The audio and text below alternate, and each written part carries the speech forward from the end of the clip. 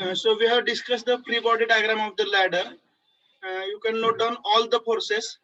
Draw this free body diagram, mention floor and wall, and write description of all the forces. I'll give you 2 minutes for this. Draw the free body diagram and mention each notation.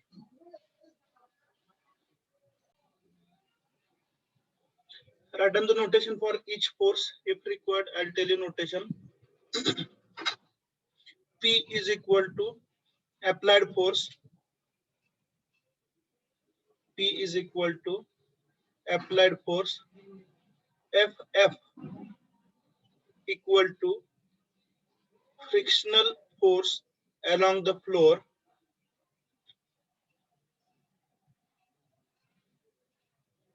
RF equal to normal reaction offered by the floor. RF equal to normal reaction offered by the floor. Then WL equal to weight of the ladder. WL equal to weight of the ladder. WP equal to weight of the person.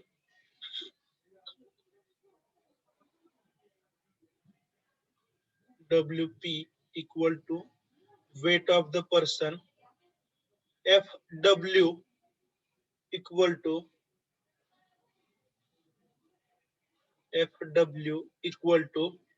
frictional force along the wall. FW equal to frictional force along the wall.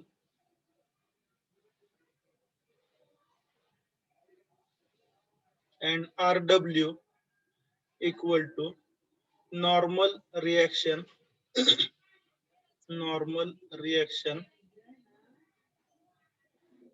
offered by the wall.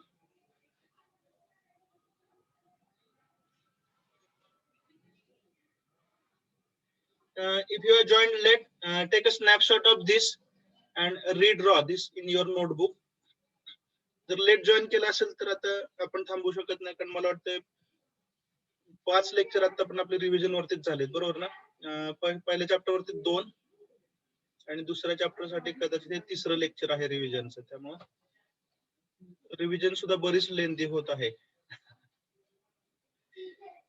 Okay, shall we continue? Yes, sir. But the content is like that. नुसतंच तुम्हाला PPT show करून पुढे जाता येणार नाही, बरोबर आहे? तर याच्यामधल्या स्टेप्स पहा. आता काय मला वाटत नाही हा प्रॉब्लेम आपण सोडवू शकतो. तर याच्यामध्ये जनरल स्टेप्स पहा. तर जे डिस्टन्सेस आहेत हॉरिझॉन्टल आणि व्हर्टिकल ते कॅल्क्युलेट करायचे. Step number 1. ठीक आहे, एसी आणि बीसी कॅल्क्युलेट करायचं आणि नंतर काय करायचं, summation F X equal to 0, summation F Y equal to 0 आणि समेशन एम इक्वल टू 0. तर यांचा सिक्वेन्स सुद्धा लक्षात घ्या. समेशन एम हे पहिल्यांदा अप्लाय करायचं, कारण का, if you take the moment at point B, moment about point B घेतलं तर काय होतं, 2 अननोन इलिमिनेट होतात, 3 सुद्धा जर पी दिला नसेल तर. Are you getting? तर सुरुवातीला कंडिशन कसं अप्लाय करणार आहे, summation M equal to 0 at the floor, जिथं फ्लोरला लॅडर टच होते तिथं समेशन एम इक्वल टू 0 वापरा. Then use summation F Y equal to 0 and then use summation fx equal to 0. Write down hints for solving the problem on ladders. लॅडरचे problem कसे solve करायचे?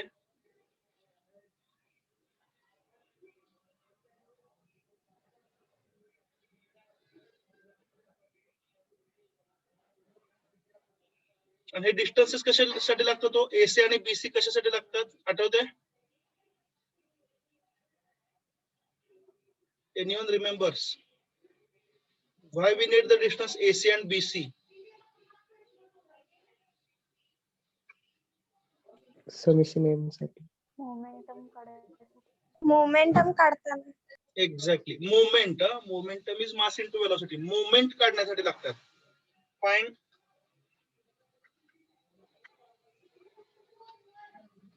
vertical and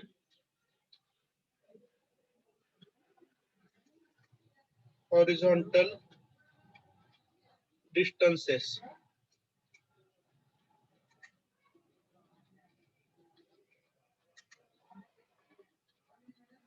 for finding moments. This will be step number 1.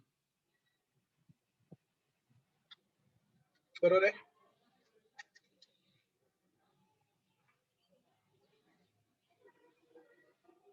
Second step काय असेल? Use summation m equal to 0.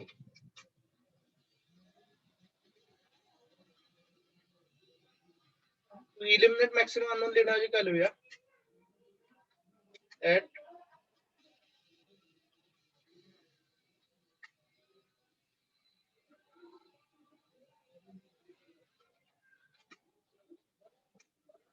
point on the ground. जो ground वरचा point आहे तिथंच maximum forces आहेत. बरोबर आहे का? किंवा जर गिवन डेटा नुसार तुम्ही पॉइंट ए ला पण समेशन एम यूज करू शकतात. डेटा कुठला दिलाय त्याच्यावरती अवलंबून आहे. लक्षात येते? ग्राउंड म्हणून किंवा येस सर. कदाचित वॉलचा जो पॉइंट आहे ए तिथं पण तुम्हाला मुवमेंट घ्यावं लागेल. हे कशावरती अवलंबून आहे? तर डेटा कुठं जास्त अवेलेबल आहे आणि कुठं कमी आहे. लक्षात येते का? जनरल प्रोसिजर लिहितो आपण. नंतर काय करणार? Use summation fy equal to 0. आणि चौथी स्टेप काय असेल? यूज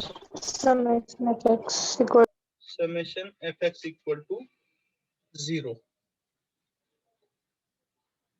तर सर्व ठिकाणी याच स्टेप्स आहेत. Only 3 conditions of equilibrium. याच्यावरती संपूर्ण सेक्शन 1 कव्हर होतो. लक्षात येते का बाळांनो? ह्या 3 कंडिशन फक्त व्यवस्थित वापरताना पाहिजे.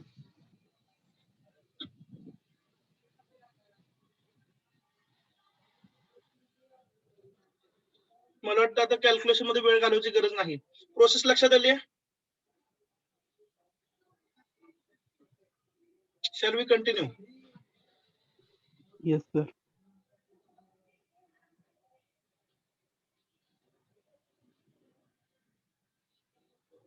Actually, I am also surprised that time which we require even for the revision.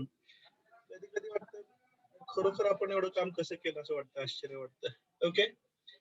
Then we talk about the second last concept of chapter 2, that is called as virtual work.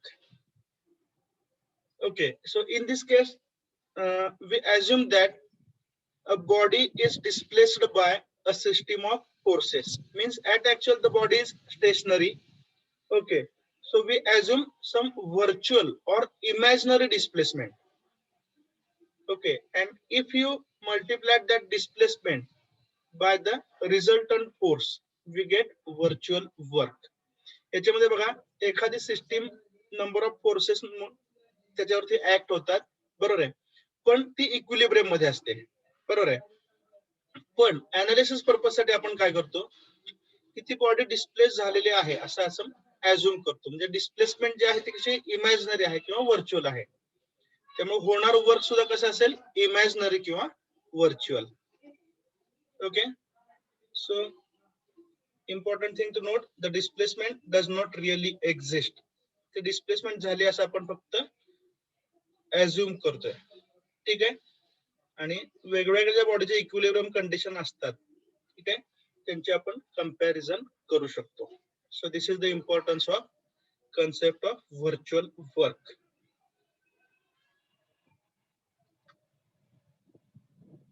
The principle of virtual work बघा, याच्यामध्ये काय सांगितलंय? Imaginary displacement जर होत असेल, if the system of forces acting on a body in equilibrium undergoes imaginary displacement. ठीक आहे. तर त्या केसमध्ये व्हर्च्युअल वर्क काहीतरी होत असेल पण ऍक्च्युअल वर्क झालेलं किती असणार आहे 0. Is that clear? This is the principle of virtual work.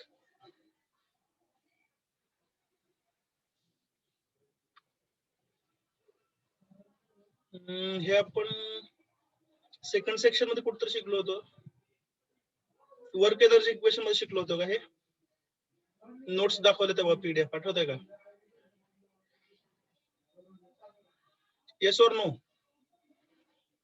Yes. Work energy equation मध्ये हे आपण पाहिलं होतं. ठीक आहे. तर एक सिंपल हा एक्झाम्पल सर. दिले. हा वर्क एनर्जी मध्ये ते पीडीएफ हाताने लिहिलेले नोट्स एकदा दाखवले होते आठवत आहे? गडबडीमध्ये पीपीटी तयार नव्हत्या त्याला आपण हे हा डिस्कस सर केलं ते होतं. तर इथे काय दाखवलंय? Principle of virtual work. Actually this is the initial position and 2 is the final position. Okay, so this system is acted upon by the forces P1, P2, P3 and P4. P1 हा कुठे आहे? Right hand साइडला. P2 कुठे act होतो? Left hand साइडला. P3 vertical direction and P4 is inclined. These four forces are acting on the body. ठीक आहे. तर इथे एक महत्वाचा कन्सेप्ट आहे जो आपल्याला एमसीक्यू साठी उपयोगाचा आहे म्हणून आपण इथे डिस्कस करतोय. तर work done by the force P1. आता तुम्ही इमॅजिन काय करता 1 to 2 याच्या दरम्यान बॉडी डिस्प्लेस झालेली आहे असं आपण ऍझ्युम करतोय. Through how much distance? S. ठीक आहे. मग वर्क डन बाय P1 किती असेल सांगा बरं? हे कन्सेप्च्युअल आहे म्हणून मी घेतोय. वर्क डन बाय P1 किती असेल? मॅग्नेट्यूड ऑफ द फोर्स, बरोबर आहे का? Multiplied by displacement. Is it correct? Yes. This is positive work. हे जे वर्क डन आहे हे कसं आहे? पॉझिटिव्ह आहे. कारण डिस्प्लेसमेंट कशी होते? In the direction of force. Is that clear? Next, work done by the force P2. ठीक आहे.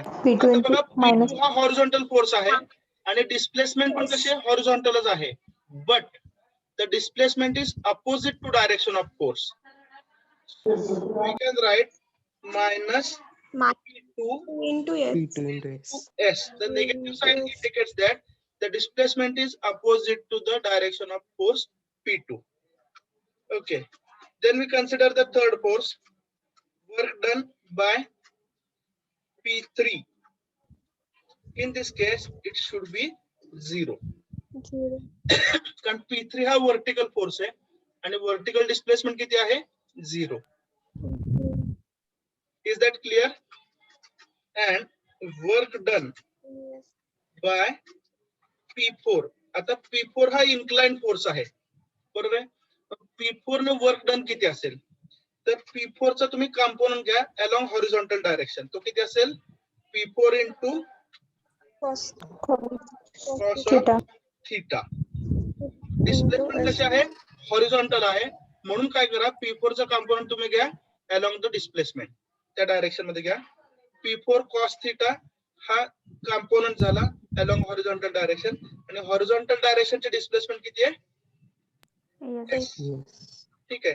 त्यामुळे कन्क्लुजन काय लक्षात घ्या याच्यावर ना?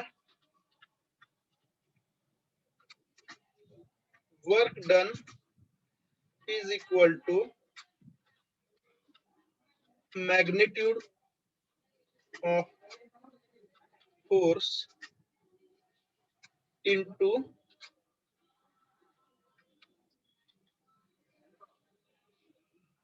displacement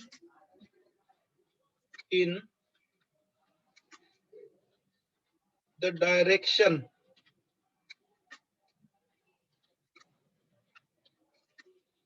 of the force. ठीक आहे.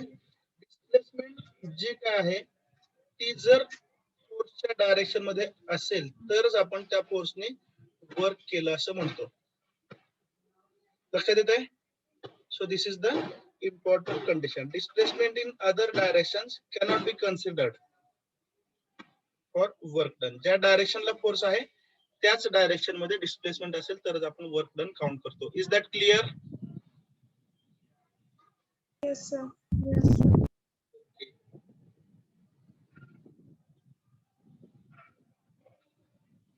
Then फोर्सेस इन स्पेस और 3 डायमेन्शनल फोर्सेस. बरोबर आहे. आता x axis, Y axis, Z axis हे कुठं असतात हे आपण बऱ्याच वेळा डिस्कस केलेलं आहे. Okay, so if the forces, if a particular force can be resolved along 3 axes, it is called as a 3 dimensional force or force in space. ठीक आहे. तर याच्यामध्ये लक्षात घ्या, म्हणजे मी तुम्हाला साधं उदाहरण एकदा दिलं होतं, आठवतंय का? एक बॉक्स आहे समजा, किंवा काय उदाहरण दिलं तुम्हाला, तर रूमचं एक्झाम्पल दिलं होतं, बरोबर आहे ना? तर आर यू लिसनिंग? ऐकू येते ना? Yes. तर इमॅजिन करा तुमच्या समोर जो रूमचा कॉर्नर आहे, ठीक आहे, त्या कॉर्नरला मीट होणार 3 लाईन म्हणजे काय आहेत? 3 ऍक्सिस आहेत. कुठले कुठले? X axis, Y axis and Z axis. इथपर्यंत समजलंय? Yes, sir. ठीक आहे. नेक्स्ट आपल्याकडे समजा एक स्टिक आहे किंवा पाईप आहे असे गृहीत धरा, जी तुम्ही त्या कॉर्नर पासून होल्ड केलेली आहे, such that the pipe or the rod is incline to all the 3 axis.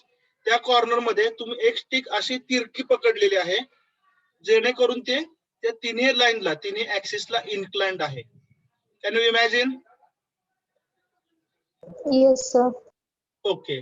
मग ती जी स्टिक असणार आहे, जी तुम्ही कॉर्नर मध्ये तिरकी पकडलेली आहे, ती एक्स ऍक्सिस बरोबर काहीतरी अँगल करेल, त्याला म्हणा थीटा एक्स. ती वाय ऍक्सिस बरोबर काहीतरी अँगल करेल, त्याला म्हणा थीटा वाय. आणि ती झेड ऍक्सिस बरोबर काहीतरी अँगल करेल, त्याला म्हणा थीटा झेड. बरोबर आहे. तर रिझॉल्व्ह करताना आपण काय ठरवलं होतं?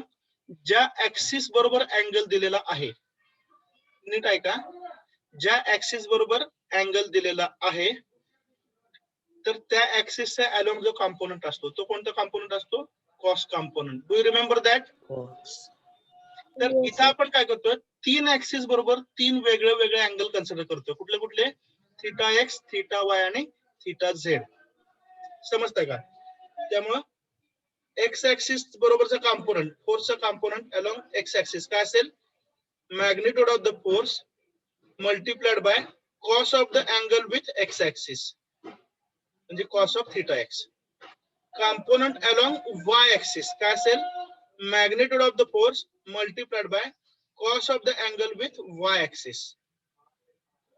आणि एफझेड म्हणजे काय असेल?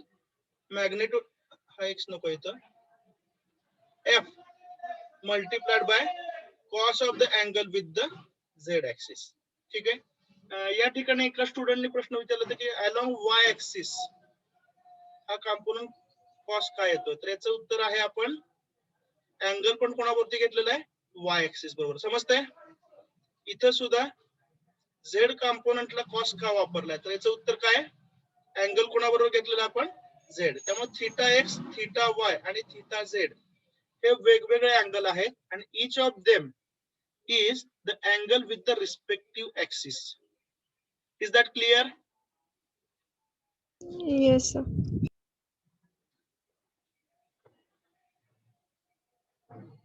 So here I think we have completed unit number 2. We might have noted that the syllabus of unit 1 and unit 2 is very heavy. That's why we needed some time.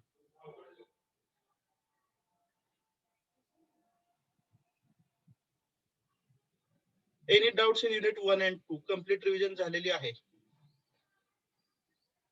Shall we move to unit number 3? Yes, sir. मला वाटतं पहिल्या 3 युनिटचीच revision important आहे, तिथून पुढचं सगळं आठवत असेल, बरोबर आहे ना? Yes, sir.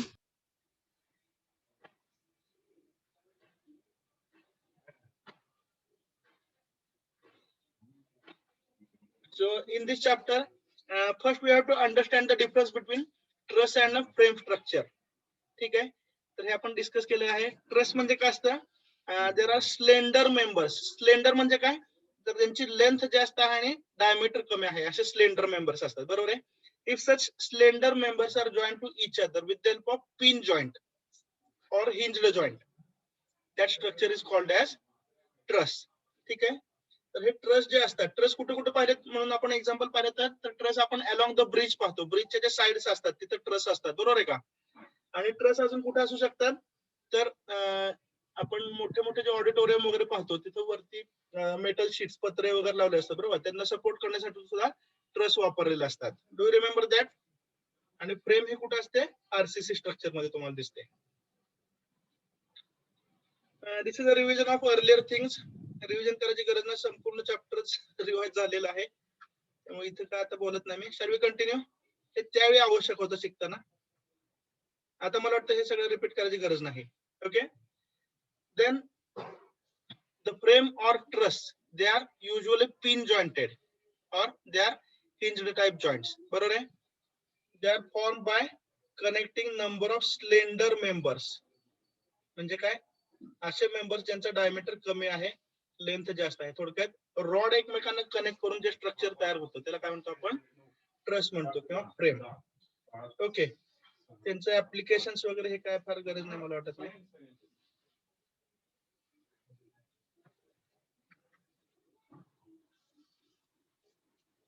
तर प्लेन फ्रेम आणि दुसरं कसलं टाईप होतं? Space frame. असे दोन टाईप आहेत.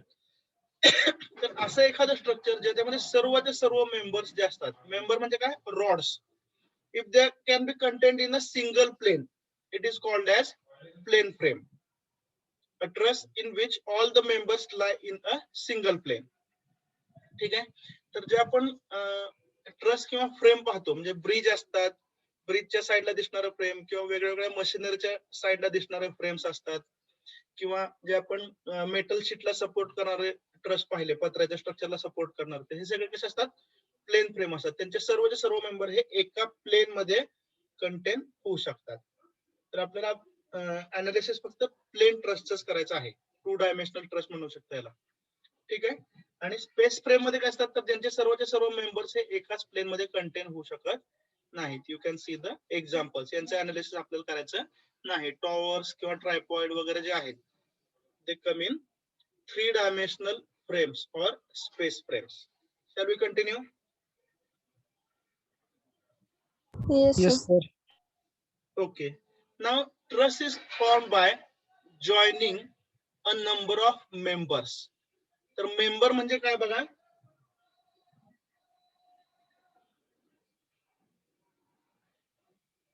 मेंबर म्हणजे थोडक्यात मेटॅलिक रॉड म्हणा. ठीक आहे, जे एकमेकांना जॉईन केलेले आहेत आणि ते ज्या ठिकाणी एकत्र येतात, पिन जॉइंटेड, त्यांना आपण काय म्हणतो? जॉइंट म्हणतो. एकदम सिंपल टर्म आहे. ठीक आहे. So based on the number of members and number of joints we can classify the trusses or frames. ठीक आहे. तर स्टॅटिकली डिटर्मिनेट आणि स्टॅटिकली इनडिटर्मिनेट. ठीक आहे. तर आपल्याला कंडिशन्स ऑफ इक्विलिब्रियम आहेत. कोणकोणत्या कंडिशन आहेत सांगा? Summation F X equal to 0, summation F Y is equal to 0 and summation M equal to 0. तर या 3 कंडिशन वापरून जर आपण सर्वच्या सर्व फोर्सेस कॅल्क्युलेट करू शकत असलो तर ती फ्रेम किंवा तो ट्रस कसा झाला? स्टॅटिकली डिटर्मिनेट, ज्याच्यामधले सर्व फोर्सेस डिटरमाइन करता येतात. Is that clear?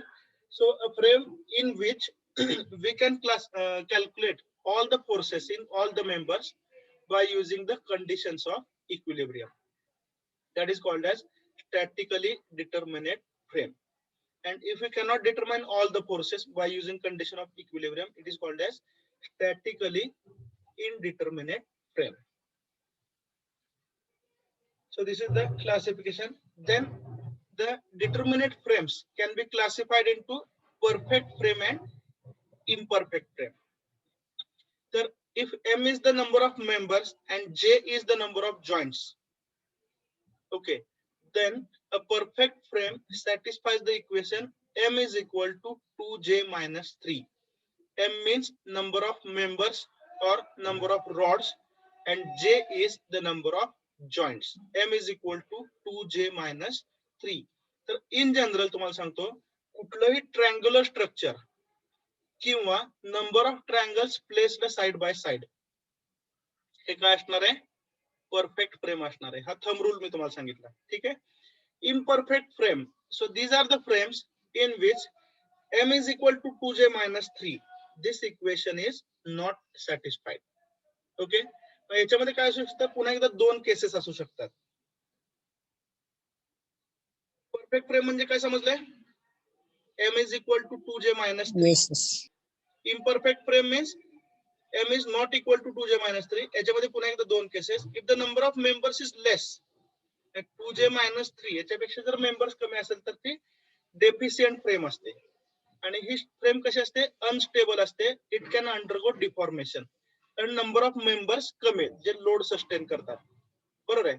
Whereas redundant frame, in this case, the number of members is more than 2j minus 3. ठीक आहे, म्हणजे ही फ्रेम ओव्हरवेट असते असं म्हणा, किंवा ओव्हर डिझाईन केलेलं असते. याच्यामध्ये म्हणजे जेवढ्या मेंबरची गरज आहे त्याच्यापेक्षा जास्त मेंबर असतात, त्यामुळे ही फ्रेम स्टेबल असते. तर अनस्टेबल कोण असते? तर डेफिशियंट फ्रेम असते. आणि स्टेबल कोण असते? तर परफेक्ट फ्रेम पण असते आणि रिडंडंट पण असते. फक्त रिडंडंट मध्ये काय असतं, नंबर ऑफ मेंबर्स हे गरजेपेक्षा जास्त असतात. Is that clear? Yes, sir. Yes, sir. तर हे सर्वांवरती एमसीक्यू येतात. You can write down this classification. I will give you 2 minutes. एमसीक्यूच्या दृष्टीने जे महत्वाचं आहे मला वाटतं आपण तेवढंच लिहितोय, किंवा problem सॉल्व्हिंगची procedure. Right down this classification.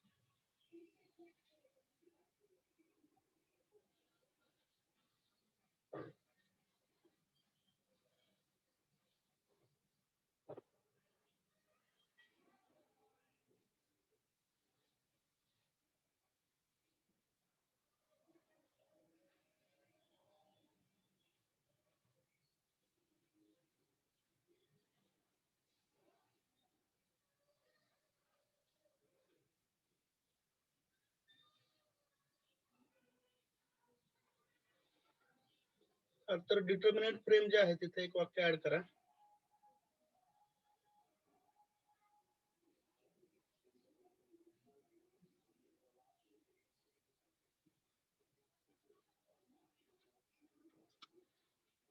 Can find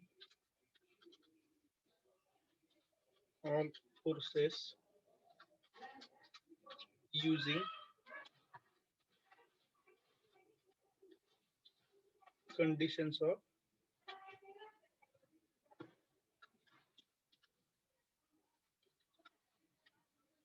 equilibrium. Conditions of equilibrium वापरून सर्व फोर्सेस ज्याच्यामध्ये मिळतात त्याला आपण काय म्हणतो, determinate frame.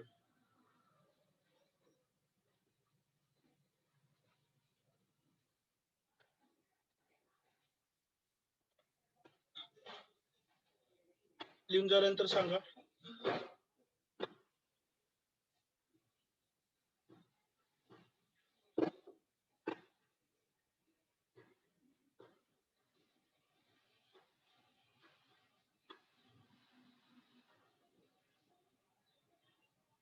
Is it over? Yes, sir.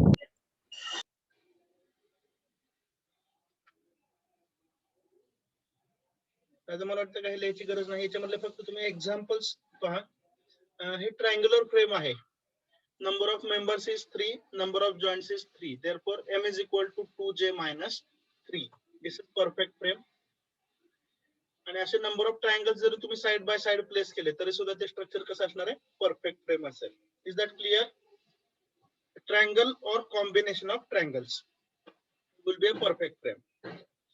इथं काय बघा, नंबर ऑफ मेंबर्स किती आहेत, 4, number of joints 4, 8 minus 3, 5 members 4. त्यामुळे ही फ्रेम कशी आहे, deficient. m is less than 2j minus 3. आणि रिडंडंट फ्रेम मध्ये बघा, नंबर ऑफ मेंबर्स इज किती झाले, 4 आणि 2 6 झाले. Number of joints 4. So number of members is more here. This is summary. Then assumptions in the analysis of trusses. ठीक आहे. If you remember, याच्यावरती पण MCQ असतात. Do you remember that? Yes, sir. So we'll revise these assumptions.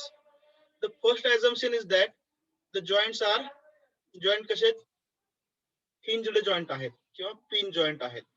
म्हणजे जे दोन member आहेत त्यांची थोडी बहुत रिलेटिव्ह मुवमेंट होऊ शकते because the joints are hinged. ठीक आहे. Then the loads are acting at joint only. जे मेंबर आहेत किंवा जे रॉड आहेत डायरेक्ट त्याच्यावरती फोर्स अप्लाय केला नाही, तर फोर्सेस कुठे अप्लाय होतात असं आपण अज्युम करतो, जॉइंटला. ठीक आहे. नंतर ज्या फ्रेमचं तुम्ही अनालिसिस करत आहात ती फ्रेम नेहमी आपण कशी अज्युम करतो, perfect. 2j minus 3 is the number of members. Then weight of each members, we assume that it is negligible. ते आपण neglect करतो.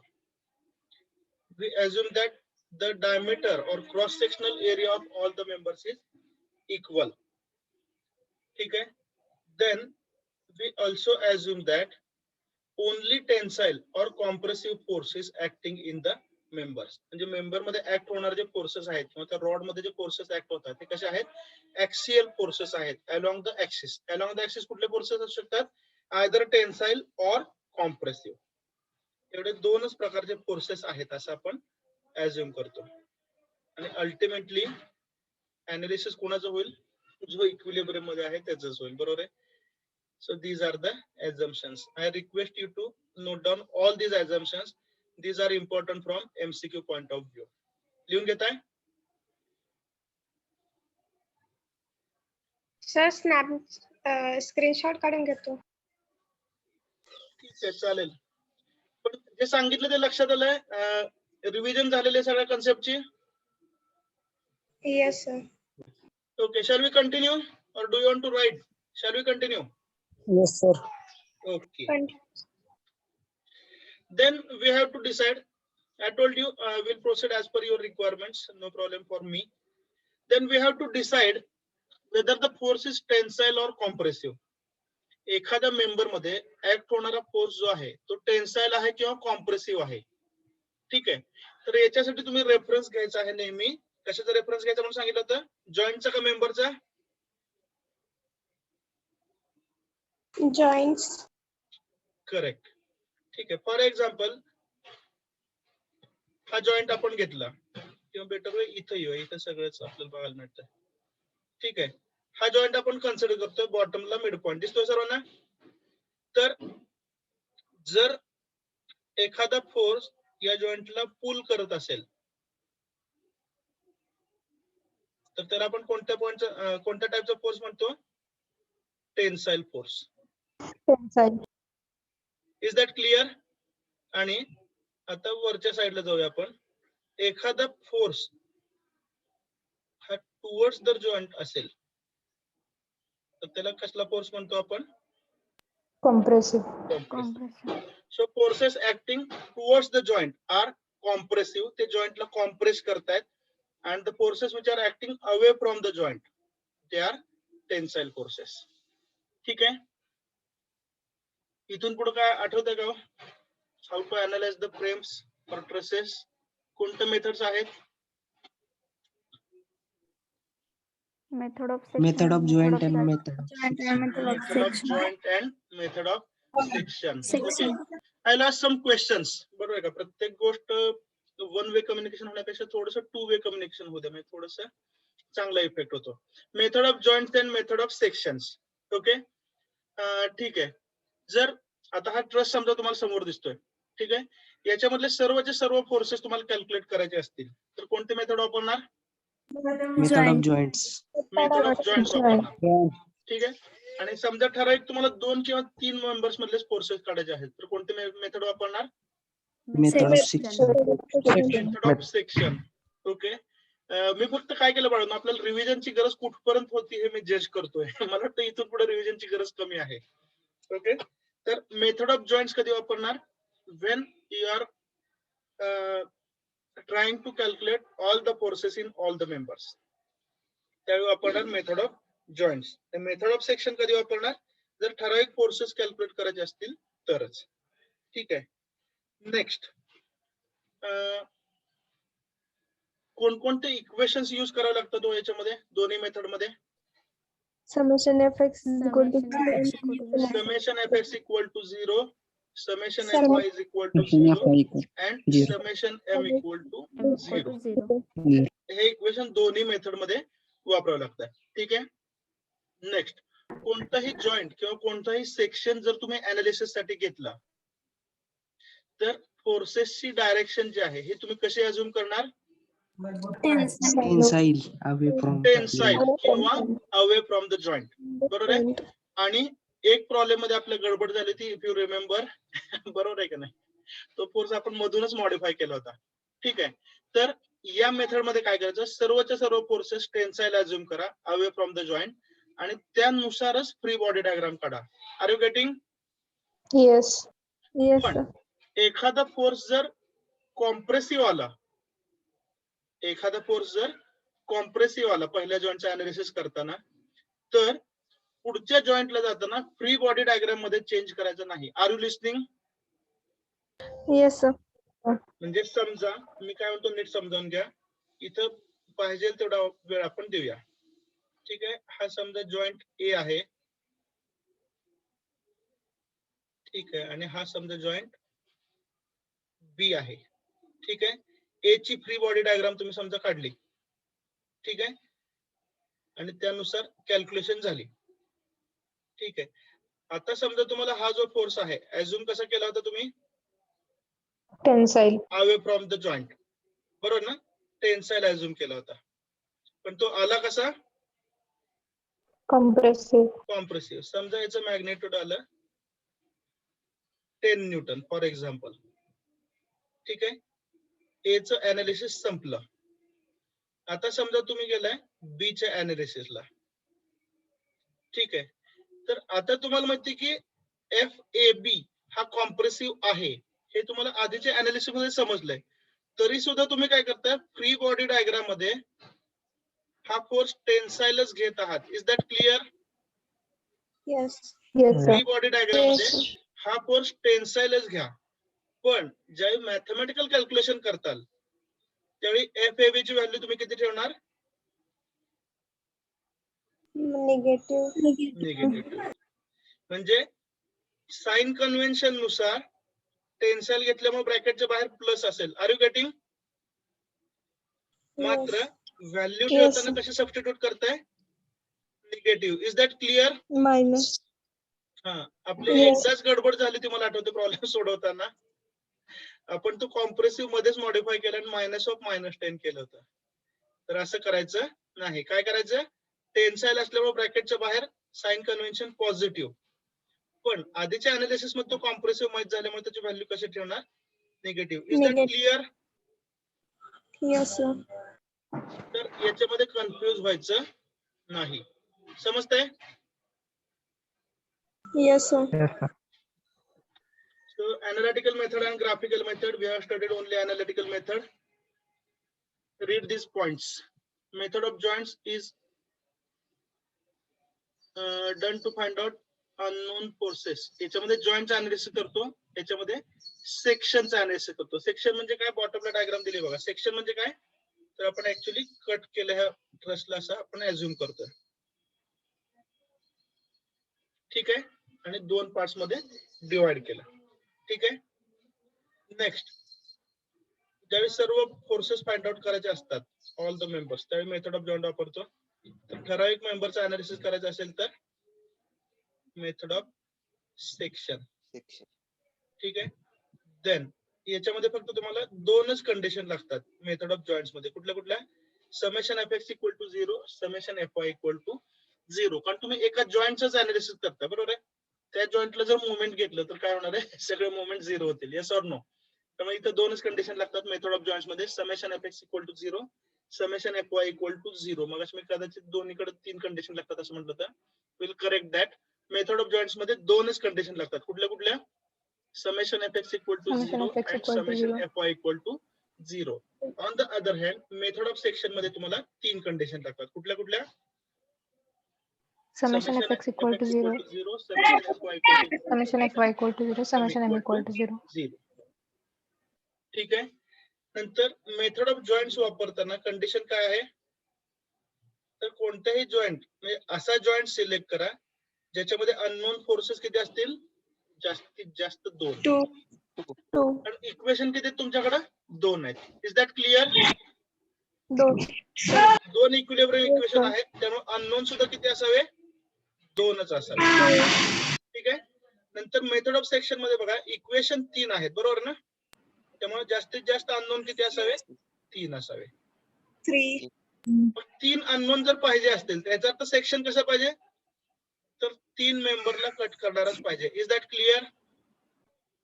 Yes. So this is about the analysis of process. I think you should take the snapshot. Just a minute.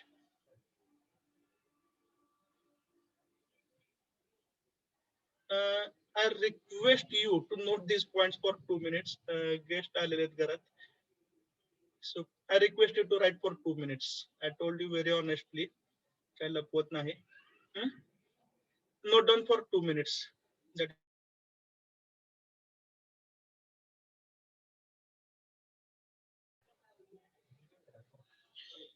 okay, have you made the revision of these points? Actually,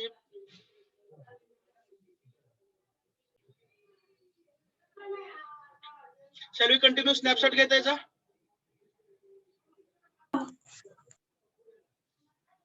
आता सर्वे म्हणल्यावर reply द्यावे लागतील ना. Shall we continue? Am I audible?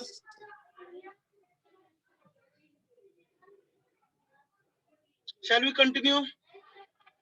Sir, 2 minutes. Okay, note करता का? ठीक आहे, no problem.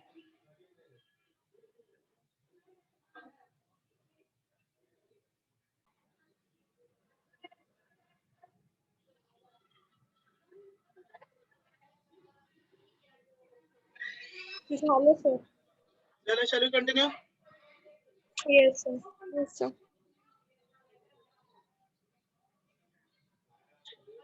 So in both the methods, maybe the method of joints or method of sections, okay, the first thing we have to do is we have to find out the support reactions.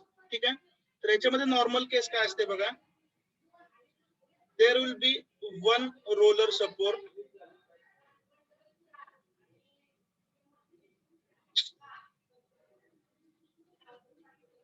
एक general केस आपण discuss करतोय. तर 3 equation 3 unknown support reaction साठी आपण बोलतोय to begin with. ठीक आहे. तर सपोर्ट कसे असतील, एक असेल रोलर इन जनरल आणि एक कसं असेल, हिंज्ड असेल. तर जिथं हिंज्ड सपोर्ट आहे तिथं रिएक्शन किती असणार आहे, 2, बरोबर आहे ना. आणि जिथं रोलर आहे तिथं 1. Yes. तर सुरुवातीला इक्वेशन नॉर्मली यूज करा, summation m equal to 0, general trend मी तुम्हाला सांगतोय. आणि ती रिएक्शन तुम्ही कुठे करणार आहे, अबाउट द हिंज्ड सपोर्ट, बरोबर ना. हिंज्ड सपोर्ट जिथं आहे तिथं तुम्ही काय घेणार, समेशन m इक्वल टू 0. जिथं हिंज्ड सपोर्ट आहे किंवा जिथं 2 अननोन रिएक्शन आहेत तिथं समेशन m इक्वल टू 0 वापरा, नंतर समेशन fx वापरा, नंतर समेशन fy. तुम्हाला तिन्ही रिएक्शन मिळून जातील. दिस इज स्टेप नंबर 1. ठीक आहे. त्यानंतर नॉर्मली जिथं तुम्हाला सपोर्ट रिएक्शन माहिती आहे तिथून अनालिसिसला सुरुवात करा. म्हणजे आयदर जॉईंट ए और जॉईंट बी. ठीक आहे. तर इथं सुद्धा इन जनरल जो हिंजड सपोर्ट आहे तिथून सुरुवात करा, कारण तुम्हाला तिथं 2 फोर्सेस माहिती असतात. ठीक आहे. मग अननोन फोर्सेस सुद्धा तिथं 2च असतात. तर अशा ठिकाणी जॉईंटचे अनालिसिस सुरुवात करा जिथं काय असेल, अननोन फोर्सेस किती असतील? 2. 2. 2 असतील. आणि इक्वेशन कुठले कुठले आहेत आपल्याकडे? Summation F X equal to 0, summation F Y, edit करायचं राहिलं, sorry. Summation F X equal to 0, summation F Y equal to 0. त्यामुळे 2 इक्वेशन, 2 अननोन, त्या जॉईंटचं अनालिसिस कम्प्लीट होईल. त्याच्यानंतर पुन्हा एकदा काय करायचं? नेक्स्ट जॉईंटला जायचं. आणि नेक्स्ट जॉईंट कसा असला पाहिजे? कॉम्प्रेस. नेक्स्ट जॉईंट कसा असला पाहिजे? Where the number of All the unknown forces are- is 2. Is that clear? Yes. ठीक आहे. नंतर सर्वचे सर्व फोर्सेस कसे अझ्युम करताय? Compressive. Tensile. सर्वचे सर्व फोर्सेस कसे अझ्युम करायचे? टेन्साईल. आणि फ्री बॉडी डायग्राम मध्ये कोणताही चेंज करायचा नाही, तो टेन्साईलच घ्यायचा. ठीक आहे. मात्र एखादा फोर्स जर निगेटिव्ह आला असेल आधीच्या कॅल्क्युलेशन मध्ये, तर त्याची व्हॅल्यू ब्रॅकेट मध्ये निगेटिव्ह ठेवायची. मग अशी सांगितलं मी. I hope you have understood it. Yes, sir. Yes, sir. Okay. Next मला वाटतं आता प्रॉब्लेम कदाचित होऊ शकणार नाही, तर मेथड ऑफ सेक्शन्स पण आपण रिवाइज करू याच पद्धतीनं.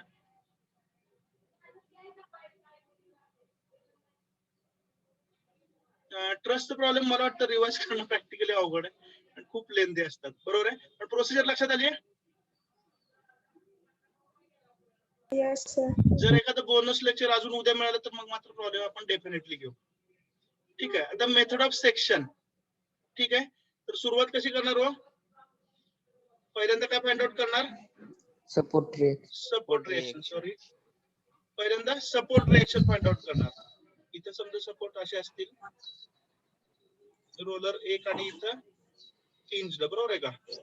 2 सपोर्ट रिएक्शन मिळवायच्या. त्यानंतर काय करायचं? We have to find out the 3 unknown forces. तर मला Cut 3 घ्यायचं. फोर्सेस कॅल्क्युलेट करायला सांगितले असेल. बरोबर आहे का? मला वाटतं आपण हा प्रॉब्लेम घेण्याऐवजी आपला रुटीन प्रॉब्लेम घेऊया. आणि याच्यामध्ये जॉईंटचं स्ट्रक्चर थोडस वेगळं आहे. बरोबर आहे का? ठीक आहे. हा प्रॉब्लेम घेऊया. ठीक आहे. कोणकोणते फोर्सेस फाइंड आउट करायला सांगितले तो? DF, DG, EG. DF, DG आणि EG. ठीक आहे. तर साधं सोपं लॉजिक काय आहे?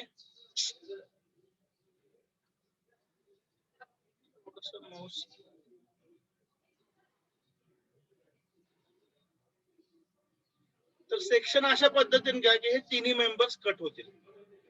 बरोबर आहे. आता काय झालं? याच्यामुळं ट्रस्टचे 2 भाग झाले. One is on left hand side, other is on right hand side. बरोबर आहे. तर यापैकी कोणता पार्ट अनालिसिसला घेणार? मिनिमम स्मॉलर पार्ट आहे. बरोबर आहे. Yes or no? दोन Yes, sir. पार्ट ट्रस्टचे सेक्शन घेतल्यावर त्यापैकी स्मॉलर पार्ट अनालिसिस साठी घ्या. ठीक आहे. नेक्स्ट, प्रत्येक फोर्स जो आहे तो टेन्साईल अझ्युम करा, म्हणजे अवे फ्रॉम द जॉईंट. म्हणजे हा फोर्स एफ पासून अवे अझ्युम केला, हा फोर्स जी पासून, आणि हा फोर्स पण जी पासून अवे, असे तिन्ही फोर्सेस अझ्युम केले. Is that clear? Yes, sir. आणि पुन्हा कंडिशन काय वापरणार? समेशन. मग जे इन्क्लाइंड फोर्सेस आहेत ते रिझॉल्व्ह करावे लागतील. म्हणजे एफ जी डी किंवा एफ डी जी हा इन्क्लाइंड फोर्स आहे. बरोबर आहे का? Yes. Yes. F D G हा इन्क्लाइंड फोर्स आहे. मग त्याला काय करणार तुम्ही? Resolve Resolve. करणार. म्हणजे त्याला हॉरिझॉन्टल आणि व्हर्टिकल मध्ये आपण स्प्लिट केला. Is that correct? Use the condition summation M equal to 0. तर समेशन एम कुठे वापरणार? जिथं मॅक्सिमम अननोन आहेत तिथं. Is that clear? Point G. Moment हे अराउंड पॉइंटच घ्यावं लागतं ना. मोमेंट हे अराउंड सेक्शन घेतात ना. मोमेंट हे अराउंड पॉइंटच घ्यावं लागतं. मग मोमेंट कुठे घेणार? जिथं मॅक्सिमम अननोन आहेत तिथं. At point G. Then G point. Correct. Then use summation fy or summation fx as per the available courses. Summation fx वापरा, summation fy वापरा. तुम्हाला 3 अननोन मिळून जातील. म्हणजे समेशन m इक्वल टू 0 ही कंडिशन वापरा, एक अननोन मिळेल. समेशन fy इक्वल टू 0 ही कंडिशन वापरा, you will get the second unknown, and then use summation fx, you will get the third unknown. So this is the procedure for method of sections. मला वाटतं याच्यानंतर काय chapter मध्ये नसेल कदाचित. जीपीएनचे वगैरे एक्झाम्पल दिलेले आहेत तुम्हाला. आणि मी तुम्हाला अजून एकदा सांगितलंय, जर काही जरी तुमचं विसरलं असेल तर मी तुम्हाला सांगितलं होतं की युट्यूब वरती काही लेक्चर चांगले होते. म्हणजे मी युट्यूब वरती आतापर्यंत 2000 लेक्चर रेफर केली बाकी टीचर्सची. तर ते मेथड ऑफ जॉईंट्स आणि मेथड ऑफ सेक्शन साठी मी रेफर केलेले लेक्चर आहेत, त्यांच्या लिंक इथं दिलेल्या आहेत. ठीक आहे. ज्या ज्यावेळी तुम्हाला वेळ असेल, हे प्रॉब्लेम मी तुम्हाला सांगतोय शक्यता कमी आहे एवढे लेंथी प्रॉब्लेम ऑनलाईन एक्झाम मध्ये विचारण्याची. But if you can solve these problems, it indicates good understanding. I hope you are going to solve the numericals. पण न्यूमरिकलची प्रॅक्टिस तुम्ही कधी करणार आहात, ज्यावेळी एमसीक्यूचं टोटल प्रिपरेशन झालेलं असेल त्याच वेळी तुम्ही न्यूमरिकलची प्रॅक्टिस करणार आहात. Is that clear? Yes, sir. Okay, so this is the way we have decided.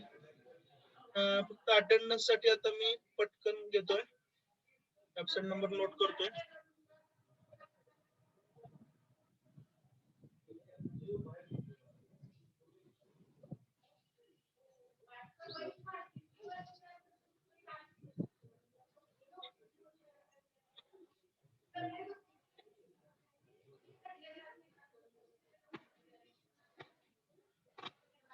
Roll number 6.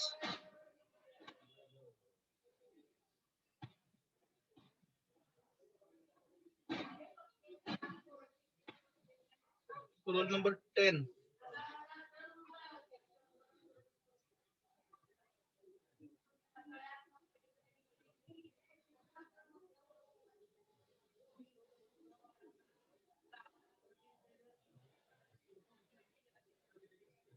Uh, 13, 14, 15.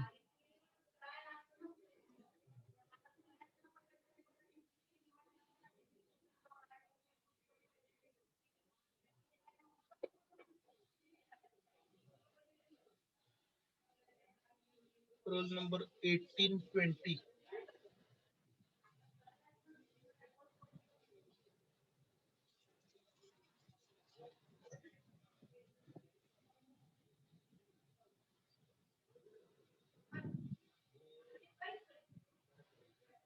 Thirty, 32,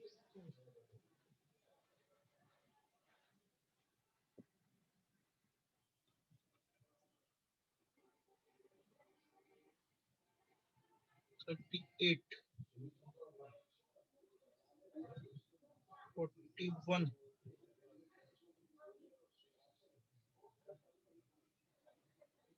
42, 50,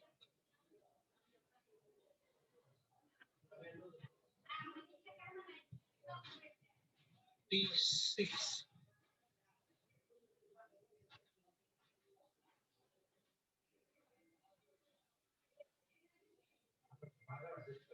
'roll number 18 present दिसतात बॉटमला.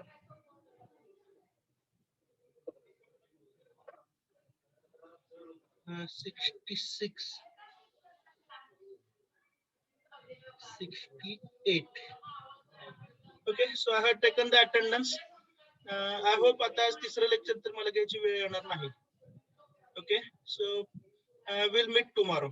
Okay, shall we stop here? Yes, sir. Okay, sir. Okay, thank you very much.